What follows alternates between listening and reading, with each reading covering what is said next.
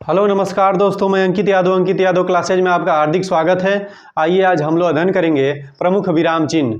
देखिए इसमें जो है प्रमुख विराम चिन्ह, उसका संकेत तथा उसका प्रयोग को देखेंगे, तो वीडियो के अंत तक केवल आप बने रहिए। चलिए आइए देखते हैं प्रमुख विराम चिन्ह, और उसका यहाँ पर प्रयोग भी देखेंगे और उन चिन्हों को भी देखेंगे जो जो महत्वपूर्ण है यहाँ पर जो है आपको लिखा गया है, और उसका नाम भी देखेंगे। चलिए देखते हैं। जैसे पहला है पूर्ण विराम। देखिए पूर्ण विराम कहिए या इसको विराम कहिए, दोनों में से कोई लिख सकता है।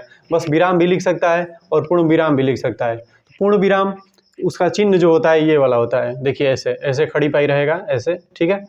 अब इसका प्रयोग देखिए, राम स्कूल से आ रहा है, तो लास्ट में जो आप खड़ी पाई खींचते हैं, मोहन बाजार जा रहा है, लास्ट में जो खड़ी पाई खींचते हैं वही है विराम, या इसको पूर्ण विराम कहते हैं। यहाँ पर वाक्य जब पढ़ते हैं आप तो वहाँ पर थोड़ा रुक जाते हैं।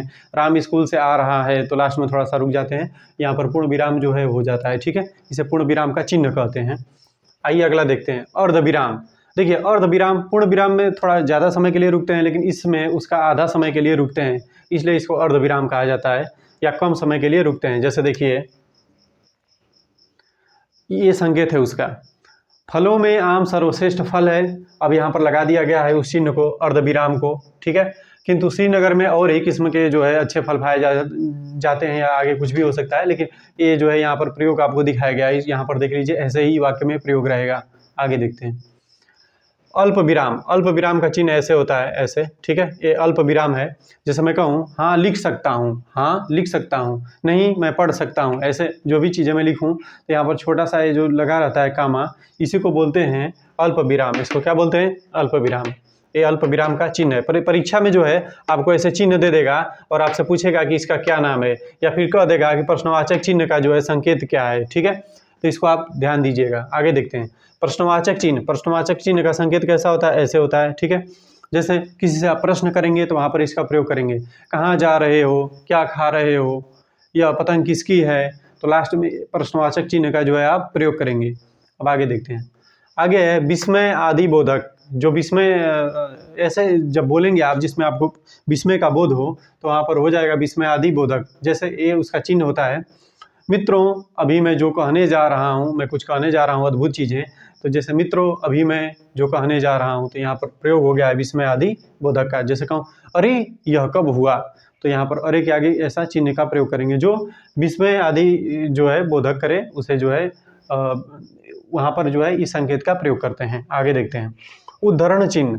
उद्धरण चिन्ह ऐसे भी होता है, और कहीं कहीं बस एक सिंगल इन्वर्टेड कामा की तरह ऐसे मतलब होता है, और कहीं कहीं डबल का भी होता है उद्धरण चिन्ह। जैसे तुलसीदास ने कहा, तुलसीदास ने क्या कहा, रघुकुल रीत सदा चली आई, प्राण जाय पर बचन न जाई। यहाँ पर जगह न होने की वजह से इसे डट डट कर दिया गया है। तो रघुकुल रीत सदा चली आई, प्राण जाय पर बचन न जाई, तुलसीदास लिखे हैं। तो देखिए यहाँ पर जो कामा लगाया गया है यहाँ पर, और यहाँ पर इसको जो है डबल इन्वर्टेड कामा ऊपर जो ए लगा हुआ है, इसको बोलते हैं हम लोग उद्धरण चिन्ह। क्या बोलते हैं? उद्धरण चिन्ह। ए यहाँ पर और लास्ट में यहाँ से क्लोज रहेगा, तो इसको बोलेंगे हम उद्धरण चिन्ह। ए ऐसे भी हो सकता है, ठीक है। आगे देखिए योजक चिन्ह। योजक चिन्ह में ऐसे रहेगा, ऐसे डैश। जैसे द्वंद्व समास देखे होंगे आप, माता पिता लिखा होता है जिसमें माता और पिता, जय पराजय, जय और पराजय, ठीक। देखिए यहाँ पर ऐसे छोटा सा रहेगा, बड़ा सा रहेगा तो वहाँ पर निर्देशक चिन्ह हो जाएगा। यह बात भी आपको ख्याल है, छोटा सा रहेगा। चाँद सा चेहरा, तो ये चाँद सा यहाँ छोटा सा है, यह योजक चिन्ह है। खाना वाना, ये जो निरर्थक शब्द होते हैं उसके साथ भी योजक चिन्ह लगे होते हैं। खाना वाना, पानी वानी पी लीजिए, तो खाना वाना ये जो है यह योजक चिन्ह है। यह भी क्या है? योजक चिन्ह है। यह भी क्या है? योजक चिन्ह है। ऐसे आपको प्रयुक्त दिखाई देगा किसी वाक्य में। आगे देखते हैं निर्देशक चिन्ह। निर्देशक चिन्ह जो होता है योजक चिन्ह से थोड़ा बड़ा होता है। जैसे गांधी जी ने कहा, गांधी जी ने क्या कहा? हिंसा मत करो, तो ऐसे बड़ा सा थोड़ा सा रहेगा, इससे बड़ा रहेगा। अब एक और बात, जैसे आप उदाहरण दे रहे हो किसी चीज़ का, जैसे भारत के नदियों के नाम, उसके नीचे लिखेंगे आप जैसे, जैसे करके डैश से खींचते हैं बड़ा सा, ठीक है, उसी को बोलते हैं निर्देशक चिन्ह, ऐसे जो खींचते हैं।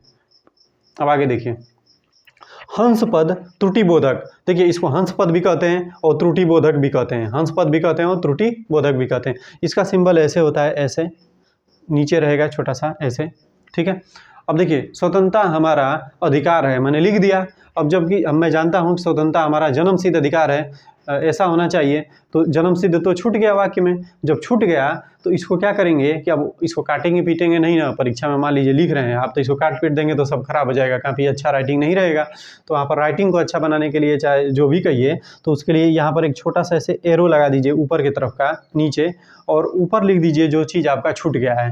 जैसे जन्म सिद्ध छूट गया है तो ऊपर जन्म सिद्ध लिख दिया गया बीच में। तो इस प्रकार हो गया स्वतंत्रता हमारा जन्म सिद्ध अधिकार है। यह त्रुटि जो थी यह सही हो गई, इसलिए हंस पद और त्रुटिबोधक का प्रयोग किया जाता है, जिसका सिंबल ए होता है। आगे देखिए लाघव चिन्ह। लाघव चिन्ह का मतलब कि आप किसी चीज़ को जैसे बड़ा है उसको छोटा लिखना है तो लाघव चिन्ह का प्रयोग करते हैं। जैसे कृपउ, कृपया पन्ना उलटिए, कृपउ, कृपया पन्ना उलटिए। तो ये जो चिन्ह लगा हुआ है ये लाघव चिन्ह है। ये क्या है? लाघव चिन्ह है।